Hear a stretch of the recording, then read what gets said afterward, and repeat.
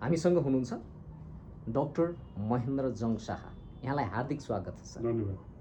हजुर, सेना हेर्दा रहर लाग्दो, देख्दा डर लाग्दो हुनुपर्छ भनेर भन्दा रहेछन् धेरै जर्नल कर्नेलले। नेपाली सेनामा यस्तो छ कि छैन सर? के छ अवस्था? तथ्यले के देखाउँछ? सिंहदरबारमा के देखियो, के अरे 76 जनाको नरसंहारमा के देखियो, जेनजेट आन्दोलनमा के देखियो, राजदरबार हत्याकाण्ड श्री 5 वीरेन्द्रको वंशनाशमा के देखियो, माओवादी आन्दोलनमा के अरे माओवादी धनयुद्धमा के देखियो, अनि सुकुम्बासी बस्तीमा के देखियो, अनि नागरिकको धम्की पर्दामा के देखियो। यसबाट तपाईले रहर लाग्दो देख्नुभयो कि डर लाग्दो देख्नुभयो? एउटा प्रश्न। अर्को प्रश्न, कल्याणकारी कोषमा के देखियो? नेपाली सेनाको ठेक्का प्रणालीमा सम्धिज्यूको आगमनले नेपाली सेनामा हुने भ्रष्टाचारमा सम्धि प्रणालीको क्रियान्वयनले के देखियो? हेलिकप्टरमा के देखियो? होल्डिङ सेन्टरमा के देखियो? नमुना ब्यारेकमा के देखियो? रासन टेन्डरमा के देखियो? तनहुँको चाहिँ जग्गा अधिकरणमा के देखियो? अनि तपाईको चाहिँ पेट्रोल पम्पले के देखायो? जग्गा प्लानिङले के देखायो? नागरिकताले के देखायो? मनी लाउन्ड्रिङले के देखायो? अनि के अरे तपाईको चाहिँ नै एउटा चेलीको गाली बिजेती मुद्दाले के देखायो? संसदको इन्टरभ्यूले के देखायो? हो यी विषयले चाहिँ तपाईँ आफै जज गर्नुहोस् सेना रहर लाग्दो र डर लाग्दो छ कि छैन। मेरो विषयमा तपाईँले सोध्नुभयो भने लाज मात्र छ भन्छु, बेइज्जतीपूर्ण छ भन्छु, अपमानपूर्ण छ भन्छु, असंवैधानिक छ भन्छु, गैर कानुनी छ भनेर म चाहिँ त्यो किसिमले सम्बोधन गर्न चाहन्छु। भनेपछि नेपाली सेना रहर लाग्दो र डर लाग्दो दुवै छैन, हैन? नेपाली सेना रहर लाग्दो पनि छैन, डर लाग्दो पनि छैन। नेपाली सेना लाज मार्दो छ, घिन लाग्दो छ। त्यसरी बुझ्न उपयुक्त हुन्छ।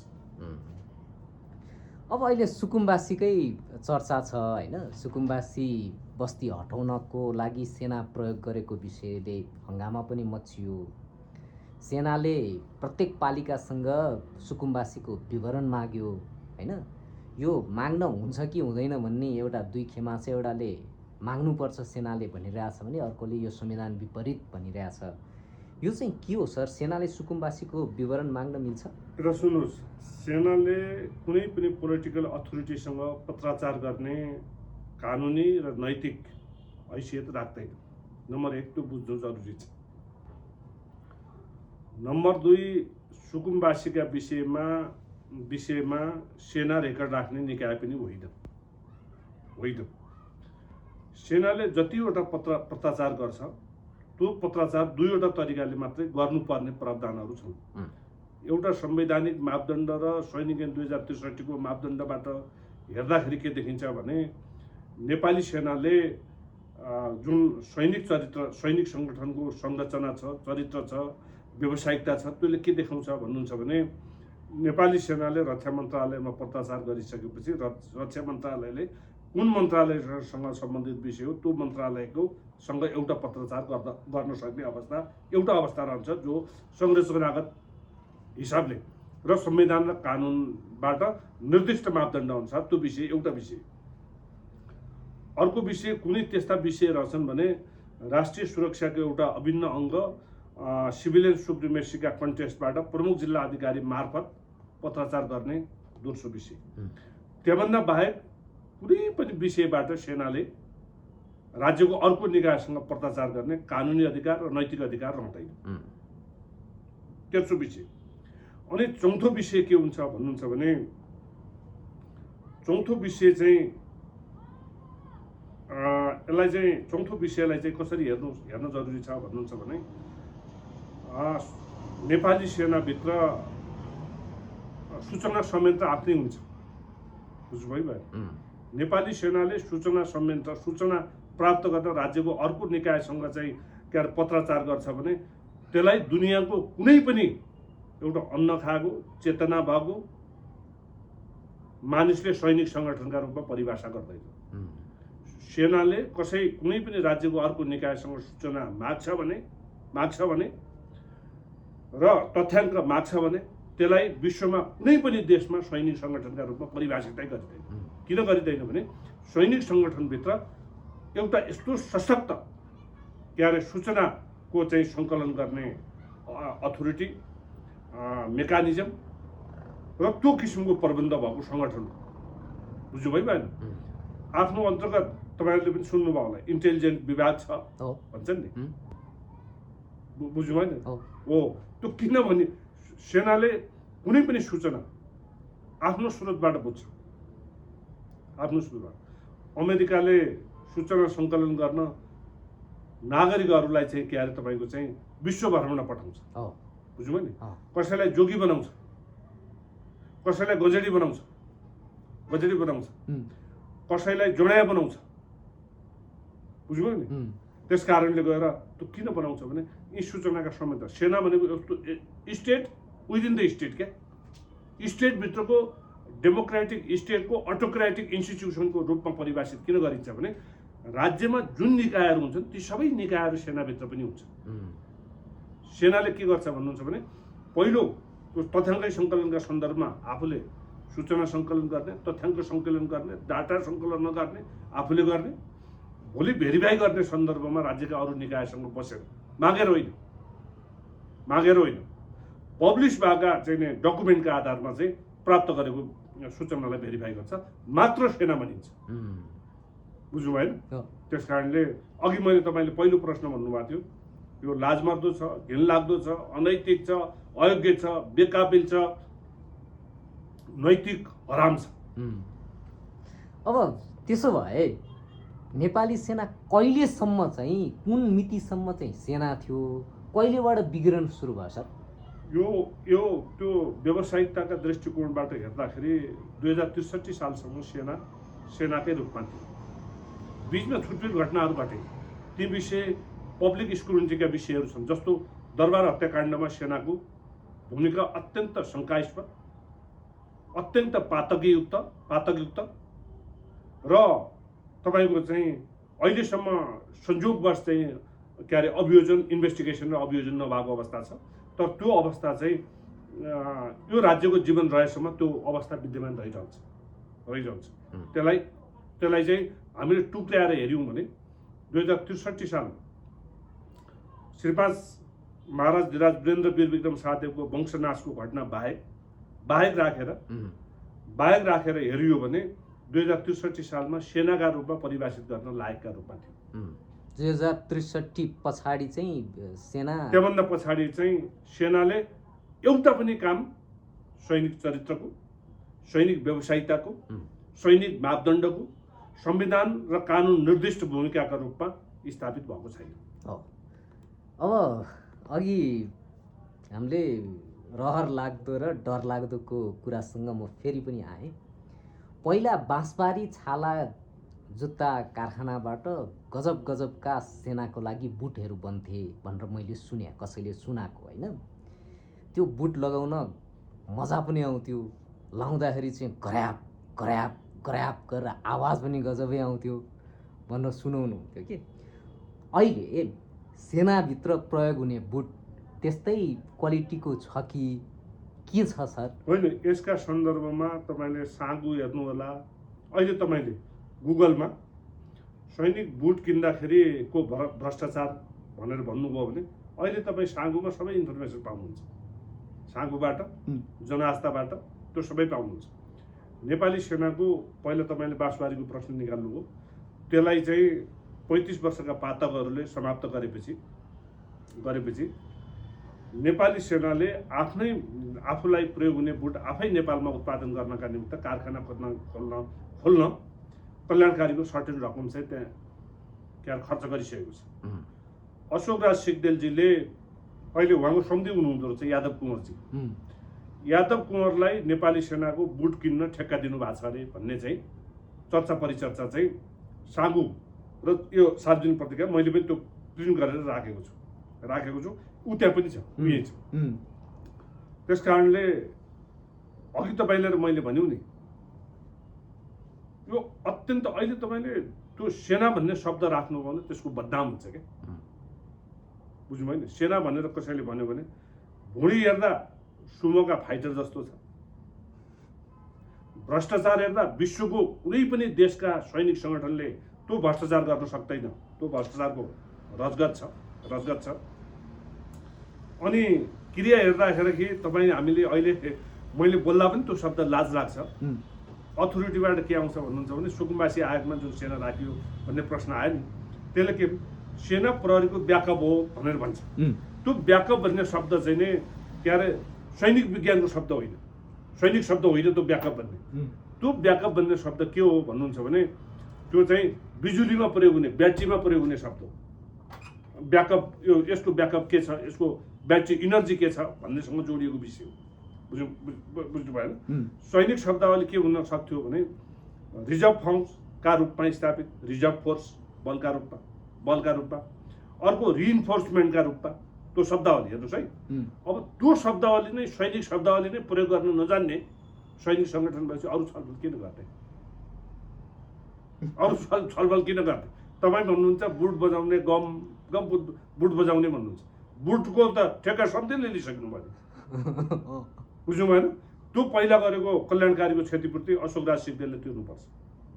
त्यहाँ जुत्ता बनाउने अहिले नहोला, उहाँ अहिले पदमा हुनुहुन्छ, नहोला त्यो विषय नहोला।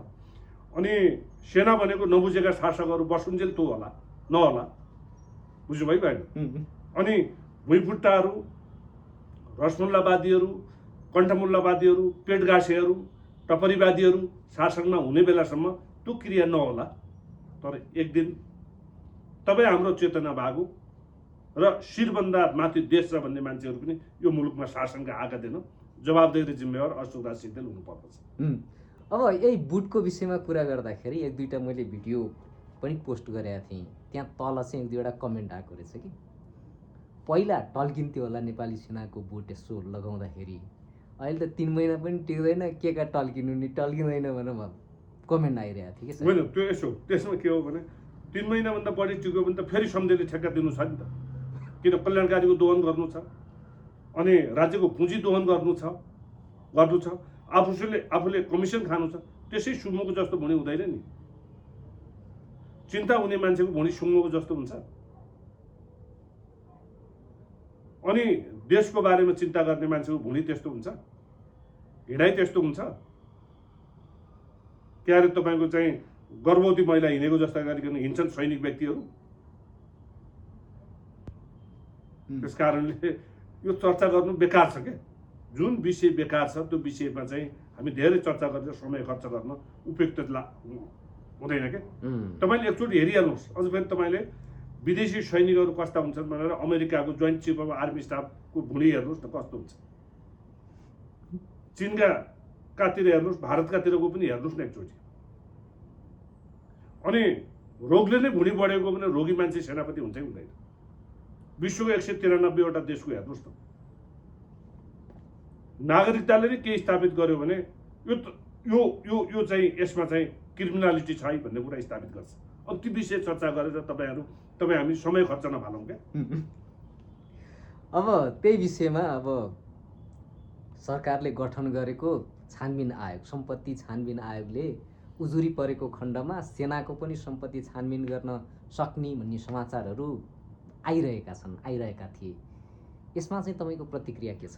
यसमा यो सरकारले तपाईँ हाम्रो अपेक्षा मुताबिकको छानबिन गर्छ भन्ने कुरामा पर्याप्त शङ्का गर्ने अवस्थाहरू छन्। यो सरकार मानवीय चेतनालाई भन्दा प्रविधियुक्त चेतनाबाट प्रभावित छ। अझ तपाईँ लगायत सबैले बुझ्ने भाषामा के भनौँ भन्नुहुन्छ भने यो सरकार च्याटजिपिटीबाट प्रसारित छ। बुझ्नुभयो भएन? च्याटजिपिटीका एजेन्डालाई मानवीय चेतनाले एड्रेस गर्न सक्ने जनशक्ति यो सरकारसँग र सरकारसँग आबद्ध भएका व्यक्तिहरूसँग छ जस्तो मलाई लाग्दैन। त्यस कारणले अर्को मैले तपाईँलाई पनि के भने क्याकिस्टोक्रेटिक लिडर, हेलोक्रेस्टिक के अरे तपाईँको चाहिँ हेलोक्रेस्टिक के अरे संयन्त्र अथवा हेलोक्रास्टिक चरित्र भएको ठाउँमा के हुन्छ भन्नुहुन्छ भने फन्डाबाजी बढी हुन्छ। अहिले च्याट जिपिटीले फन्डा निकालिदिन्छ।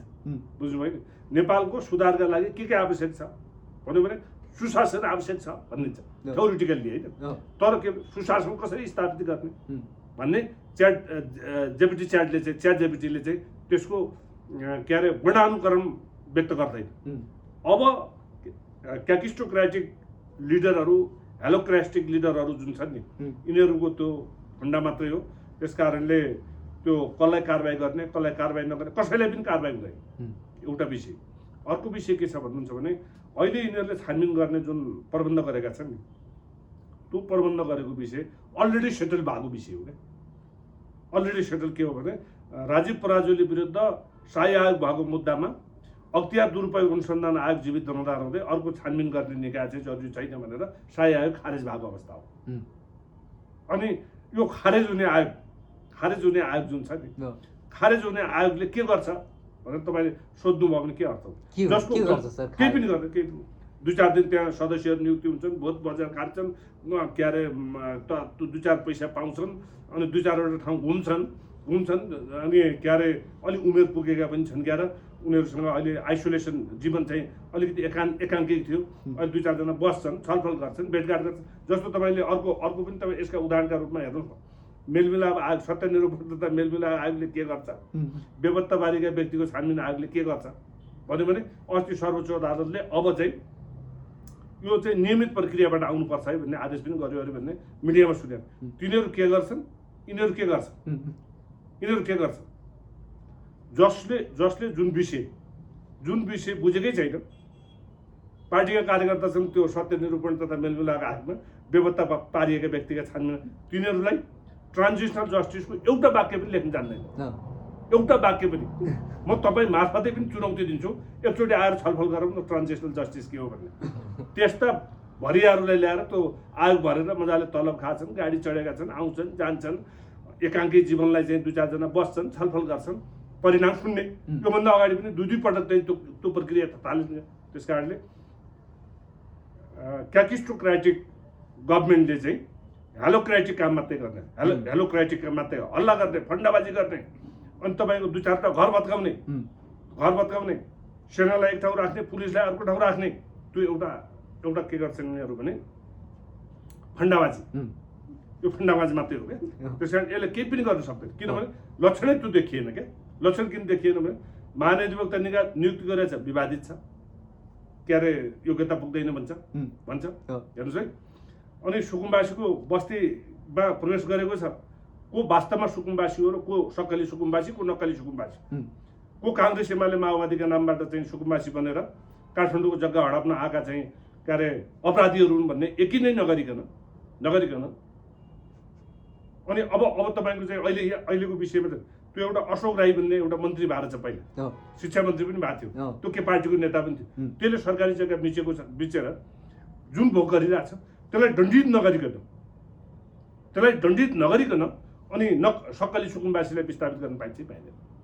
यी प्रश्नहरू त जीवित छ। त्यस कारण के हुन्छ भने लिडर भनेको त्यो होइन क्या, फन्डामा रमाउने अनि फेस गर्न नसक्ने, तपाईँको चाहिँ कुनै पनि विषय फेस गर्न नसक्ने।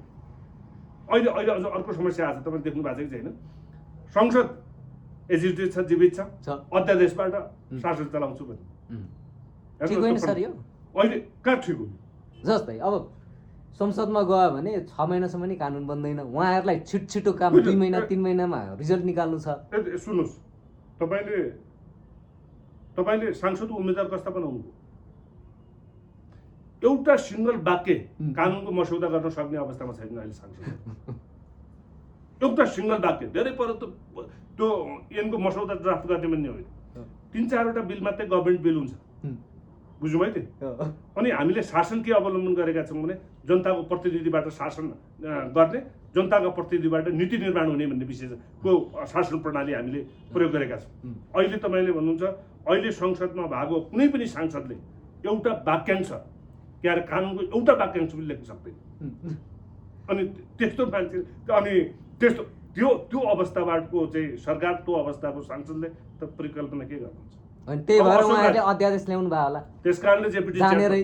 त्यो जानेर नै जेपिटी च्याट प्रयोग भयो बुझ्नुभयो नि अध्यादेशको प्रश्न छुट्टै फरक छ यसका विषय पनि विवाद आउला अदालतले त्यो विषय निरूपण गर्ला तर हिजो अस्तिको चाहिँ अध्यादेशका दुईवटा एलिमेन्ट हुन् क्या अध्यादेश यसको अपरिहार्यता कति छ र तात्कालिकता कति छ अपरिहार्य आवश्यक कति छ र यसको तात्कालिकता कति आवश्यक छ भने भोलि पर्सि के अरे तपाईँको चाहिँ हिजो हिउँदे अधिवेशन अन्त्य गरेर अनि अध्यादेश ल्याउनु पाइन्छ लोकतन्त्र संसदीय व्यवस्थामा संसदीय सर्वोच्चता कायम भएको देशमा त्यस कारणले यी विषयहरू जुन छन् नि यी अयोग्य छन् बेकाबिलका छन् असक्षम विषयहरू छन् यसैले हामीले यस्ता विषयहरूमा धेरै समय खर्च गर्नु हुँदैन क्या अब तपाईँले नेपाली सेनामा यति धेरै भ्रष्टाचार हुन्छ कि संसारमा कहीँ पनि हुँदैन यो सैनिकभित्र भनेर जुन आवाज उठाउनु भयो होइन तपाईँसँग प्रमाण छन् महालेखाको प्रतिवेदन हेर्नुहोस् न एकचोटि 9 अरब रकमको खर्च विवरण छैन अरे के हो अर्थ के हो मिलाउँदै हुनुहुन्छ होला अर्थ के हो मिलाउँदै हुनुहुन्छ होला मिलाउनुको अर्थ के हो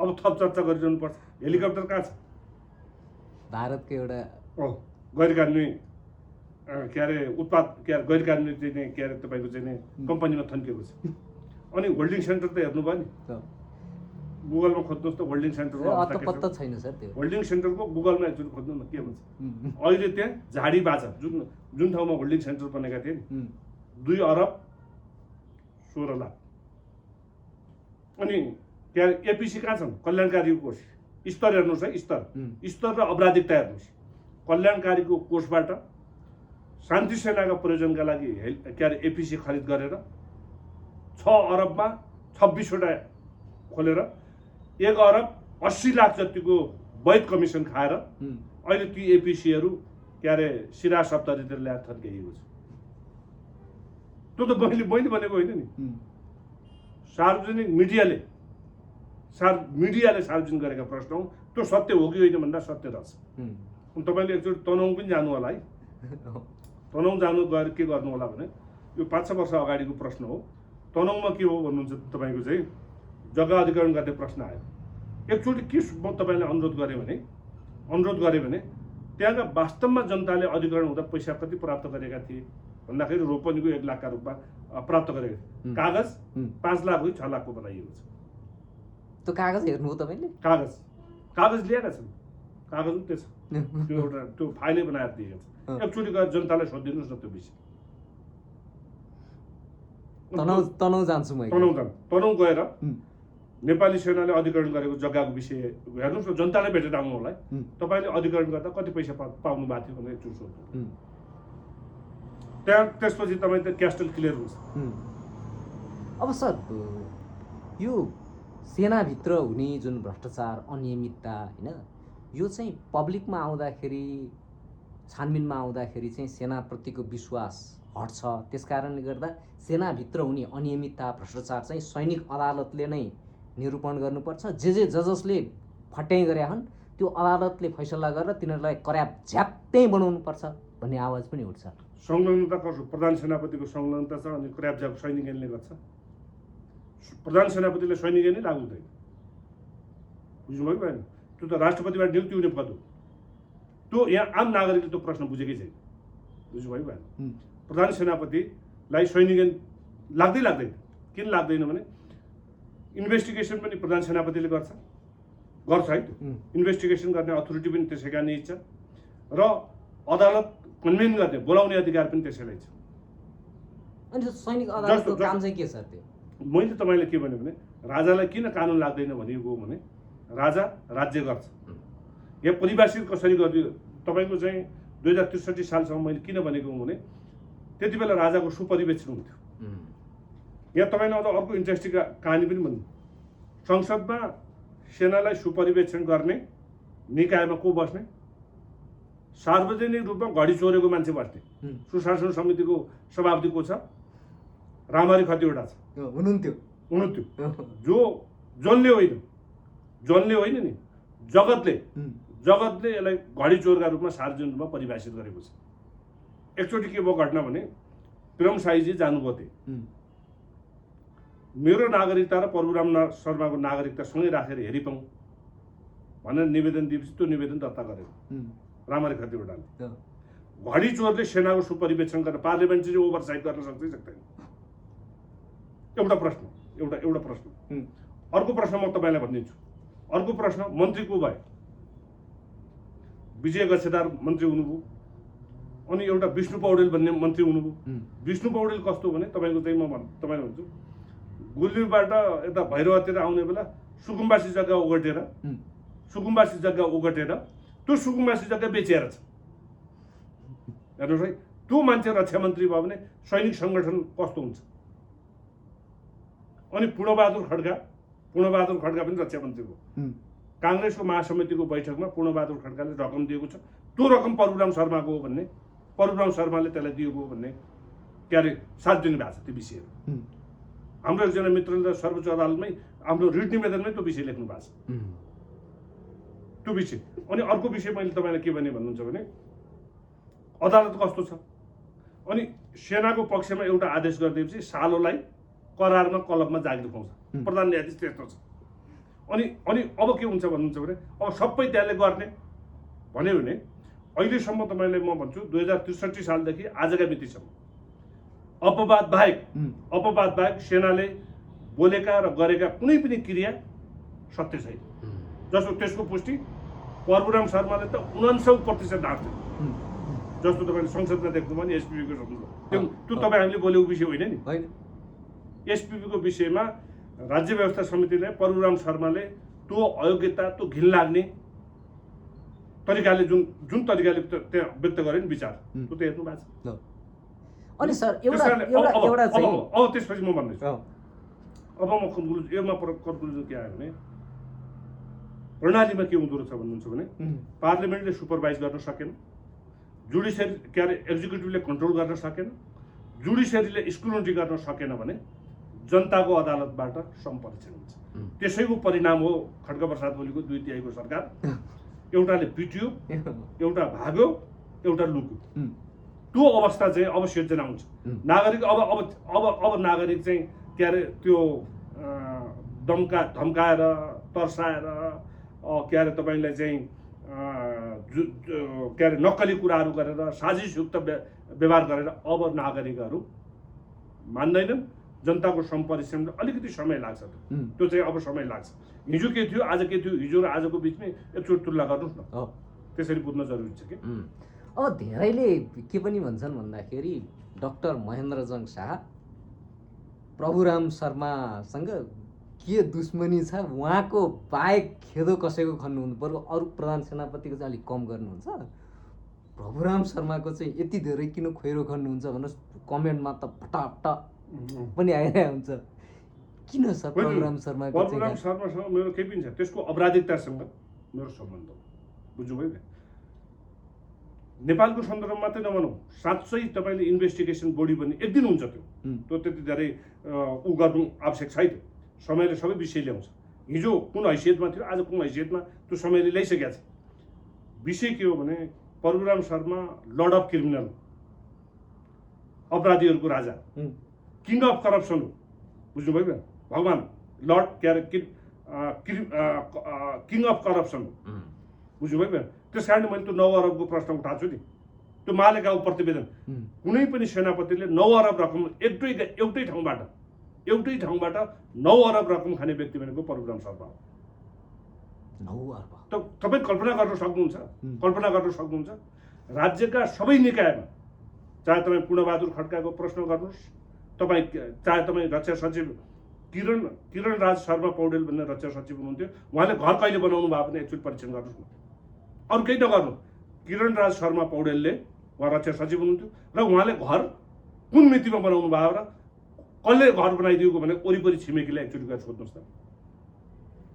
के अरे सिपाहीको रगत, पसिना र आँसुबाट जम्मा गरेको रकमबाट। अनि अर्को विषय, उसको छोरीले चलाउने विद्यालयमा र अस्ट्रेलियामा चाहिँ के अरे अस्ट्रेलियामा गएको रकम कुन माध्यमबाट गएछ, एकचोटि तपाईँ पत्रकारको हिसाबले इन्भेस्टिगेसन गर्नुहोस् त। सबै परिणाम छर्लङ्ग हुन्छ। मैले व्यक्तिपरक होइन, पात्रपरक, पार्थिवपरक उसले गरेको क्रियाकलाप फरक भएर चाहिँ मैले त्यसको खण्डन गरेका हुँ। त्यस कारण मलाई चाहिँ म अर्को पनि गर्छु जस्तो नेपालको सेनापति भएर विदेशमा घर बनाउनेको पनि एक दिन छलफल हुन्छ। त्यो नआजु विश्वको कुनै पनि सेनापति भएको मान्छे राज्यको अरू निकायमा होइन सेनापति भएको मान्छेको विदेशमा घर हुँदैन। केही मान्छेहरूको त्यो घर छ, त्यो विषयमा पनि छलफल गरौँ, छुट्टै छलफल गरौँ, उहाँको त्यो अध्याय नै सुरु गरौँ होइन। अरू धेरै पर्याप्त विषयहरू छ। जस्तो मैले तपाईँलाई भने नि, तपाईँलाई के भने संसदमा बोल्ने विषय अहिले सुकुम्बासी क्या पछाडि सेना खटाउने त परशुराम शर्मा थियो नि, अशोकराज सिग्देल थियो नि। अशोकराज सिग्देलको मलाई त के लाग्छ भन्नुहुन्छ भने तपाईँले अहिले एउटा विषय सम्झाइदिनुभयो, पृथ्वीनारायण शाहको लिगेसी बोकेको सेनालाई समाप्त गर्नका लागि यी धमिराहरूलाई चाहिँ उत्पादन गरिएको हो कि जुन क्रिया सैनिक चरित्रको पनि नगर्ने, सैनिक सेनाका सम्बन्धमा संविधान र के अरे कानुनले निर्दिष्ट गरेको चाहिँ नि प्रक्रियाबाट पनि नगर्ने, मलाई त अहिले त्यो शङ्का लागेको अवस्था छ क्या। हो, अब यो रासनका कुराहरू पनि बेला बेलामा सेनाभित्रको आइ पनि रहेका हुन्छन्। तपाईँले त रासनमा कसरी गडबड हुन्छ, कसरी के हुन्छ भनेर त तपाईँले फाइल नै पाउनु भएको रहेछ। त्यो फाइलमा के छ सर, कसरी? मैले डिटेलमा त्यसको अध्ययन गरिसकेको छैन। मलाई चाहिँ 2-4 जना ठेकदारहरू मिलेर कुन ठेक्कामा कुन ठेकदारबाट कुन गणपति, गुल्मपति, बाहिनीपतिहरूले कति रकम खाएका छन् भन्ने हिजो मात्रै मैले चाहिँ प्राप्त गरेको, फाइल प्राप्त गरेको छु। जस्तो तपाईँको त्यहाँ सिग्निफिकेन्ट के देखिँदो रहेछ भने माघ 1 गतेबाट तपाईँले माघ 1 गतेबाट रासन खानुपर्ने, तर माघको 3-4 गतेतिर गएर सम्झौता गर्ने। हेर्नुहोस् है, त्यो चरम दुरुपयोग। त्यो किन गरिएको यस्तो भन्दाखेरि त्यो दुईटै पक्ष त्यो उसले सम्बन्धित ठेकदारहरू के भन्छन् भने पैसाको बार्गेनिङ गर्न नमिलेर, घटीबढीको बार्गेनिङ गर्न नमिलेर, अनि खर्सानीको बिदा पठाउने विषय नमिलेर भन्ने प्रचलन त्यो रहेछ होइन। अर्को विषय के छ भन्नुहुन्छ भने पेप्सी नदिएर रासन ल्याए भनेर दबाब सिर्जना गर्थे। कसरी ल्याउँछ पेप्सी नदिएर रासन, त्यो अवस्था पनि जेनरली हेर्दाखेरि, तर इन डेप्थमा हेरेको छैन। सबैको नामावली पनि छ। अनि कुन ठेकदारबाट सम्बन्धित ठेकदारहरूबाट कसले कति प्राप्त गरे भन्ने प्रश्न पनि त्यहाँ जोडिएको छ। त्यो विषयमा सार्वजनिक गर्छु। त्यो तपाईँले त्यो लुकाउने विषय छैन। तपाईँहरूले त्यो मिडियामा छाप्ने पनि दिन्छु। मसँग प्राप्त गर्यो, त्यो मेरो प्रपर्टी हो नि, मेरो प्रपर्टी हो नि त। त्यस कारण मलाई विश्वास गरेर दिएका हुन् नि तपाईँले। त्यस कारणले मैले यो तपाईँहरूलाई तपाईँहरू आफै आफ्नै आँखाले एउटा के अरे चाहिँ यो प्लेन आइजले त्यो हेर्न लेख्न यहाँ पनि छ, तपाईँ हेर्न सक्नुहुन्छ। त्यो विषय चर्चाको विषय रहेन त्यो। अनि सर अहिले धेरै सिपाहीको पनि गुनासो छ होइन, भन्छन्, कमेन्टमा पनि लेख्छन्, कल्याणकारी कोषको रकम 400बाट 1000 पुर्याउनु पर्यो, हाकिमहरूले खै हाम्रा कुराहरू उठाउँदैनन्, बुझ्दैनन्, 1-2 जना छन् उहाँहरूले बोल्नुहुन्छ भन्नु पनि हुन्छ। यो विषयमा अलिकति भन्नु। सुन्नुहोस् न, त्यो 400 रुपियाँको सन्दर्भमा विगत लामो समयदेखि कल्याणकारी कोषबाट प्रदान गरिने, सिपाहीलाई प्रदान गरिने रकम हो। बुझ्नु है मैले? त्यो 400बाट 1000 बनाउँदाखेरि त सम्झिलाई सम्बोधन गर्न बढाउनु हुन्छ नि त। विषय त त्यहाँ जोडिएको छ नि। सम्झिलाई बढेन बिहोर्नु के अरे सम्झिलाई दिने रकम त कम हुन्छ नि, सम्झिलाई ठेक्कापट्टा गर्न कम हुन्छ। तपाईँको अहिलेको सेनापतिको हकमा मात्र होइन, योभन्दा अगाडिको सेनापतिको हकमा पनि त्यो देव सुवेदीले यति बर्मलुट गरेको छ, जो काठमाडौँ जिल्ला प्रशासनमा 3वटा नागरिकता छ। प्रधान सेनापतिको अगाडिपट्टि बिएको नक्कली सर्टिफिकेट पेश गरिहाल्छ। बिएको नक्कली सर्टिफिकेट पेश गरेर उपरथि भयो के अरे तपाईँको वार कलेज पनि गयो। वा बिए पास नगरेको मान्छे वार कलेज जान पाउँदैन, तर देव सुवेदीको नक्कली प्रमाणपत्रको आधारमा ऊ चाहिँ विदेश गयो। त्यस कारणले त्यो 400 नबढ्नुको कारण के भने सम्झिलाई सम्बोधन गर्न नपुग्ने भावना। अनि त्यसपछि गएर विभिन्न किसिमका फन्डाहरू तयार गर्ने। जस्तो तपाईँको त्रिचन्द्र हस्पिटल हेर्नुहोस् त, लाजगुम्बाको। दुनियाँमा योभन्दा ठुलो के अरे चरित्रको बदनाम के हुन्छ? श्रीतेन महाराज चन्द्र शमशेरले बेलायतमा गएर सिकेर आएर सेनामा पनि उपचारको प्रबन्ध गर्नुपर्छ भनेर स्थापना गरेको त्रिचन्द्र अस्पताल अहिले सपिङ सेन्टर बनाएर भाडा उठाएर मासिक 35 लाख रुपियाँ खान्छ। भाडा उठाउने क्वेसन भने जर्नल छ।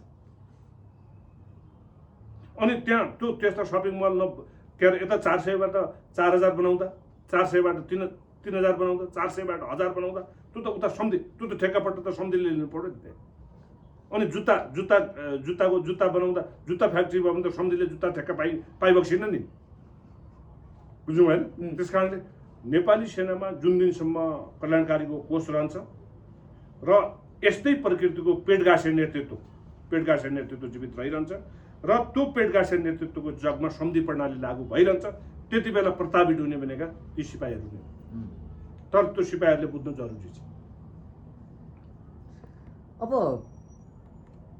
नेपाली सेनामा तल्लो दर्जाको अवस्था चाहिँ के छ?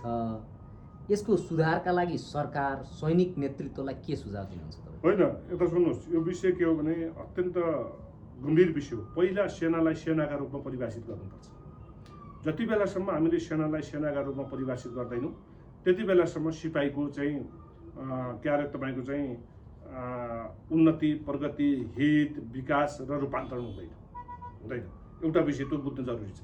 पहिला सेनालाई सेनाका रूपमा परिभाषित गर्ने अवस्था सिर्जना गर्नुपर्छ, एउटा नम्बर।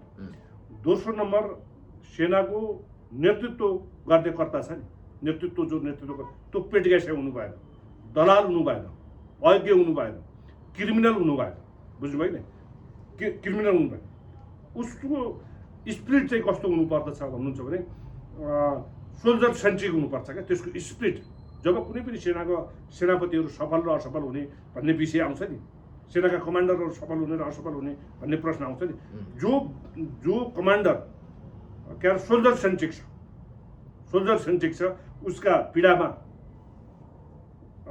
उसको के अरे रोदनमा, उसको करुणामा आफूलाई समाहित गर्न सक्छ, त्यो विषय ती कमान्डरहरू मात्रै सफल कमान्डरको वर्गमा परिभाषित थिए।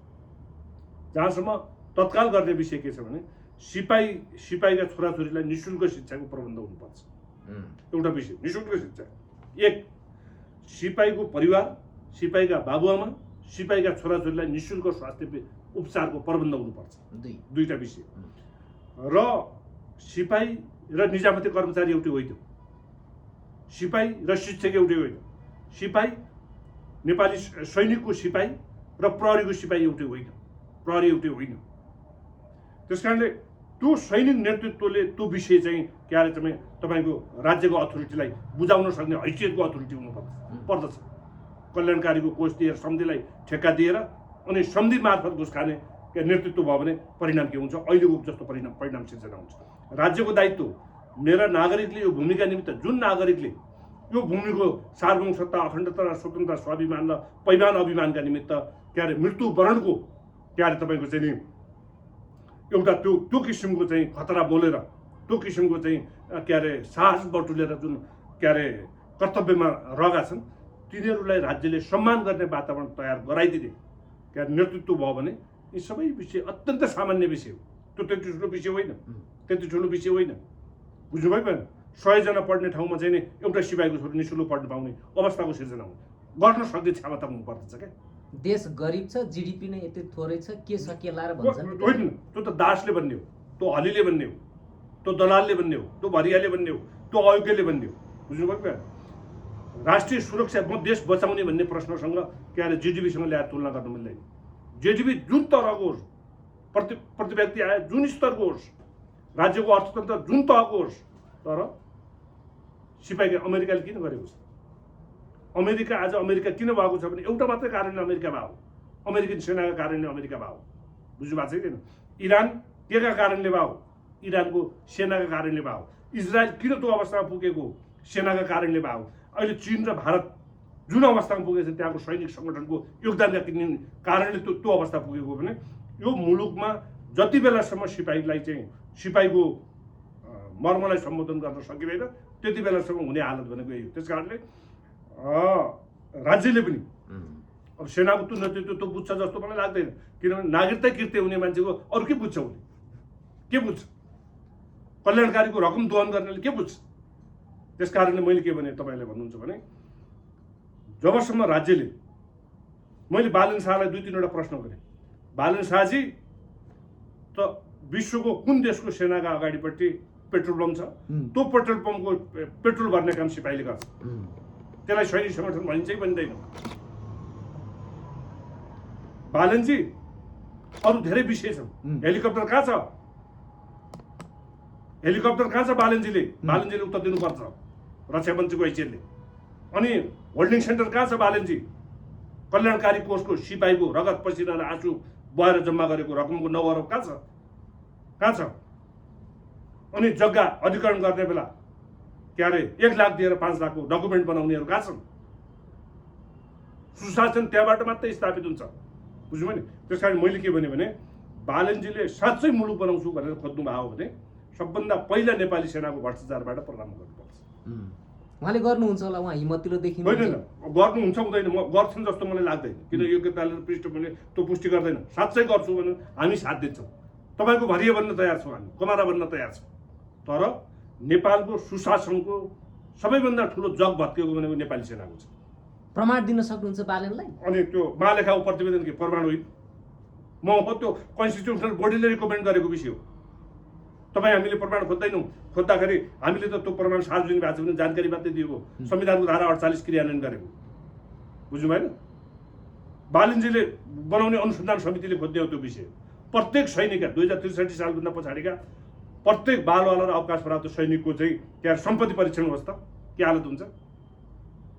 अनि तपाईँको चाहिँ अपराधिकता परीक्षण होस् त। अनि त्यसपछि तपाईँ हामीले प्रमाणको बारेमा त्यति धेरै चिन्ता गर्नु पर्दैन, प्रमाण आफै आउँछ। हस्, व्यस्त समय हामीलाई उपलब्ध गराउनु भयो, महत्त्वपूर्ण विषयमा कुराकानी भयो, यसको लागि यहाँलाई धेरै धेरै धन्यवाद। यहाँलाई पनि धेरै धेरै धन्यवाद।